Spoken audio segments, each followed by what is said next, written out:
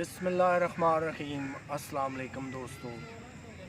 Risk के पीछे अपने ईमान को ख़राब मत कीजिए, इसलिए कि इंसान ये समझता है कि वो अपनी चालाकी होशियारी से और अपनी तालीम से, अपनी ताकत के बल बोते से रिस्क कमा लेता है। ऐसा नहीं है। आपने कभी परिंदों को देखा है कि जो सुबह अपने घोंसलों से खाली पेट निकलते हैं और शाम को पेट भर के वापस आ जाते हैं? क्या उनके पास बहुत ज़्यादा तालीम है, शऊर है, अक्ल है या ताकत है?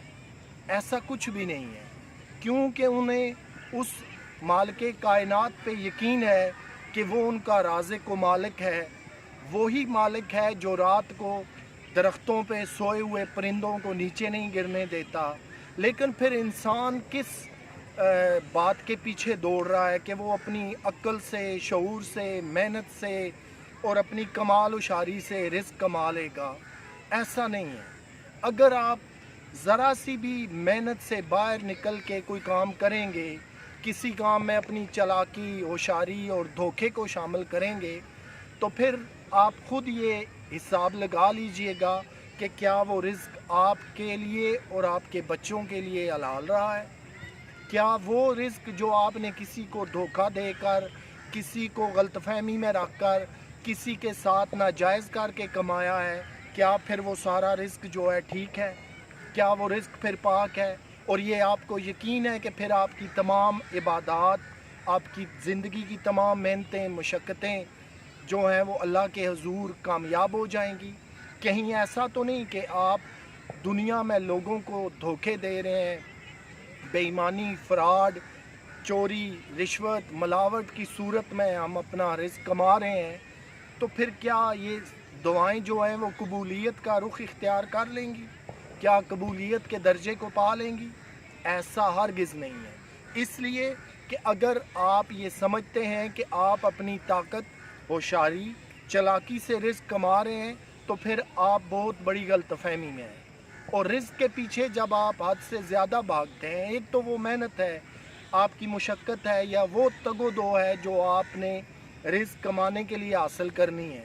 आप चाहे किसी डिपार्टमेंट में नायब कासद हैं, दरमियाने दर्जे के ऑफिसर हैं, आला ऑफिसर हैं, बिजनेसमैन हैं, हाकर हैं, रेडी लगाने वाले हैं, या किसी भी शोबा है ज़िंदगी से हैं, हर किसी को अपने हिस्से की मेहनत और तगो दो तो करनी है। लेकिन उससे हट के जब हम किसी को धोखा देते हैं, किसी के साथ फ्रॉड कर लेते हैं, किसी को जो है वो इत्मीनान में लेकर कुछ और कहानी डाल लेते हैं, और फिर हम रिस्क बड़ी आसानी से कमाने में कामयाब हो जाते हैं, तो याद रखिए कि ऐसा रिस्क जो है वो अपने आप को और अल्लाह की ज़ात को धोखा देने के सिवा कुछ भी नहीं है। और दर हकीकत इंसान ना मालिक कायनात को धोखा दे सकता है, ना दुनिया के किसी इंसान को दे सकता है। वो सिर्फ अपने अमाल नामे को ख़राब कर रहा है, अपने गुनाहों के बोझ को ज़्यादा कर रहा है, और उस योम हिसाब से नहीं डरता कि जिस दिन उसके हाथ, पाँव, उसका जिस्म, हर चीज़ गवाही देगी। तो ये कंसेप्ट अगर इंसान जहन में रख ले, तो फिर वो थोड़े रिस्क पे भी राज़ी हो जाता है। फिर वो रब की ज़ात का शुक्र अदा करता है कि लाखों करोड़ों इंसान दुनिया में ऐसे हैं जो 2 वक्त की रोटी को भी तरसते हैं, लेकिन उसे अल्लाह की ज़ात ने जहाँ कहीं भी वो है वो इज़्ज़त के साथ और बावकार रिस्क दिया है। आपने कभी बिलखसूस जो मर्द हज़रात हैं वो तो समझते हैं, लेकिन घर में जो हमारी ख़वातीन हैं, माएँ, बहनें, बेटियाँ हैं, यकीन कीजिए कि अगर वो अपने मर्दों को रिस्क कमाते हुए जिन जिन जगहों पे वो काम करते हैं देख लें, तो मैं आपको बड़े यकीन और दावे से कहता हूँ कि घरों के 50% लड़ाई झगड़े ख़त्म हो जाए। उन्हें ये एहसास हो जाए कि ये मर्द हमारे लिए कितनी मुश्किल और मशक्क़त के बाद रिस्क कमा कर लाते हैं। याद रखिए कि पैसे कमाना जो है वो बहुत मुश्किल है। लगाना तो शायद चंद मिनटों के अंदर आप हज़ारों रुपए जो है वो लगा देंगे, लेकिन चंद मिनटों के अंदर ही अगर आपको हज़ारों रुपए कमाना पड़ जाए, तो फिर ये आपके लिए मुश्किल या शायद नामुमकिन हो, सिवाय इसके कि हम फिर कोई गलत काम करें, झूठ, फ्रॉड, धोखाधड़ी से काम लें।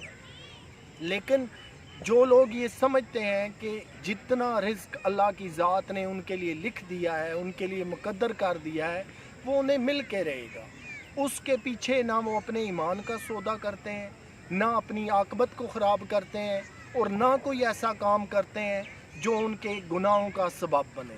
اس لیے وہ سمجھتے ہیں کہ صبح سے شام تک اس دن کا جو رزق ہے وہ انہیں مل کے رہے گا۔ اس کی مثال میں آپ کو کچھ ایسے دیتا ہوں۔ ایک سڑک کے کنارے فروٹ کی ایک ریڑھی لگتی ہے، اس پہ طرح طرح کے پھل لگے ہوئے ہیں۔ ریڑھی والا صبح آ کے اپنا کام شروع کر دیتا ہے، اس نے اپنی ڈیوٹی سر انجام دینی ہے۔ اب اس کے بعد جب کسٹمر آتے ہیں، کوئی ایک اٹھا کے دیکھتا ہے، اسے پسند آتا ہے، وہ یہ چیز لے جاتا ہے، دوسرا آتا ہے، تیسرا آتا ہے، ایسے ہی سلسلہ چلتا رہتا ہے۔ لیکن کچھ ایسے بھی کسٹمرز آتے ہیں جو اس ریڑھی سے پھل کو ریٹ پوچھتے ہیں، خریدنے کی کوشش کرتے ہیں، اٹھا کے ہاتھوں میں لیتے ہیں، لیکن پھر رکھ دیتے ہیں۔ وجہ کیا ہے؟ وجہ یہ ہے کہ یہ ان کا نصیب نہیں ہے۔ ابھی وہ گاہک آیا نہیں، وہ کسی سڑک پہ ہے، کسی جگہ پہ ہے، یا گھر سے نہیں نکلا، کسی آفس میں ہے، کہیں بھی ہے، وہ آئے گا۔ اب اس ریڑھی پہ جو اس نے پھل خریدنا ہے یا جو اس کا رزق وہاں پہ موجود ہے اس نے لینا ہے، چاہے وہ پھل پیمنٹ کر کے خرید لے ہے تو وہ اس کا رزق ہی، وہ آ کے جب لے گا تو پھر وہ اسی کے نام لگ چکا ہے۔ اب جب وہ باقی لوگ آتے ہیں، اٹھا کے دیکھتے ہیں، ریٹ بنانے کی کوشش کرتے ہیں، در حقیقت وہ ان کے نصیب میں ہی نہیں ہوتا۔ وہ کیسے خرید سکتے ہیں؟ اسے کیسے گھر لے جا کر اپنے بیوی بچوں کو کھلا سکتے ہیں؟ اور پھر وہ کسٹمر آتا ہے کہ وہی پھل لے کر اپنے گھر جاتا ہے، اپنے بیوی بچوں کو کھلاتا ہے۔ در حقیقت یہ رزق اس کے لیے لکھ دیا گیا تھا۔ تو دوستو، کبھی بھی رزق کے لیے اپنے ایمان کا، اپنے اخلاق کا، اپنے اصولوں کا سودا مت کیجیے۔ ہم سمجھتے ہیں، آپ کو پتہ ہے کہ روزمرہ کی ضروریات زندگی کتنی ہے، ہر بندے کو جو ہے وہ پیسوں کی بڑی شدید ضرورت ہے، لیکن وہ یہ چاہتا ہے کہ وہ جلد از جلد جو ہے وہ پیسے کما لے، معاملات سارے کر لے، لیکن ایسا نہیں ہوتا۔